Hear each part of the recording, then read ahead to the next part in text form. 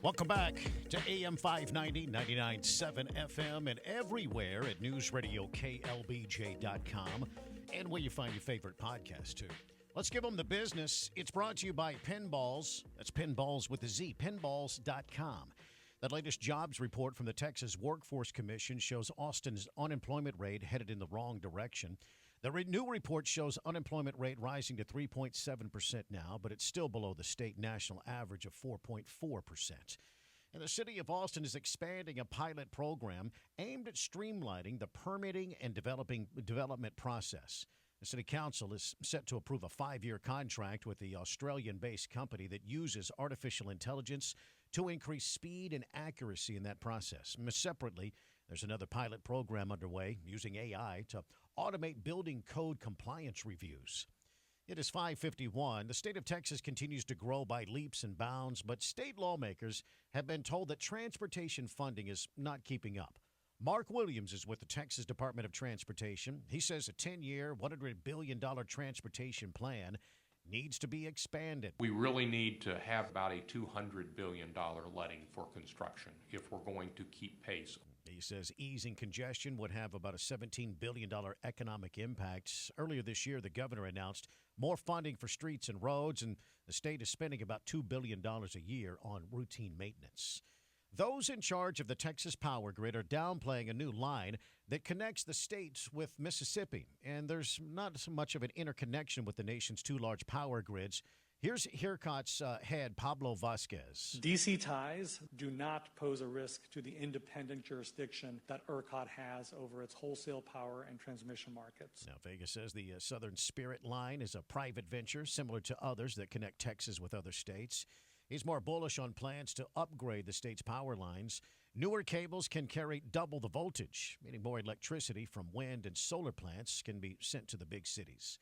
It is 5:52. Employees at Boeing's, the largest aerospace company, have been on strike for more than a month now. All of Boeing's factories are not shut because of the strike. The one where they make the Chinook and Osprey helicopters is still operating here in Ridley Park, Pennsylvania, but layoffs could happen all across Boeing facilities after the company announced that it would reduce its workforce by 10%.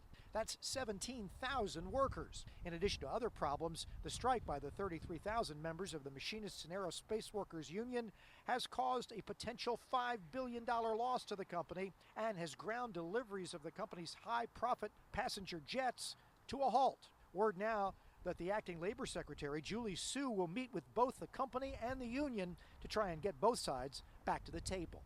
In Ridley Park, Pennsylvania, I'm Jeff Locke, Fox News. One of the giant meat suppliers for Costco and Target and others is now recalling meat over contamination fears. Hundreds of frozen and refrigerated meat and poultry products are involved in the recall over concerns that they may contain listeria. The recall affects 10 million pounds of meat sold by Bruce Pack. It's estimated that millions of Americans have purchased the suspect poultry. Complicating matters, the chicken was distributed under hundreds of different names. All of them are listed on the FDA website. Gary Baumgarten, Fox News. It is 5:54. iPhone users with Ticketmaster will be the first to experience a new feature coming to Apple's Wallet app. Fox on Tech.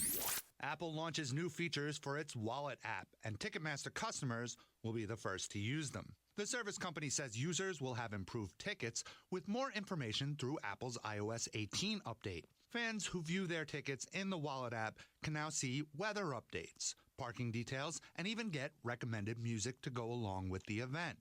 Venues and teams can also include website links with the ticket information. The features will be available first for Major League Soccer's Los Angeles FC's game on October 19th, followed by upcoming Miami Heat games. More events and teams are expected to use the feature by next year.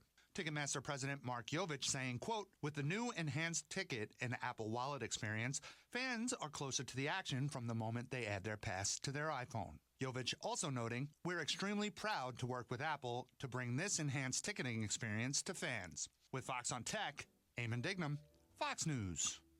Stay close. We got the big stories in the Todd and Oz Show straight ahead. It is 5:55. The Todd and Oz Show,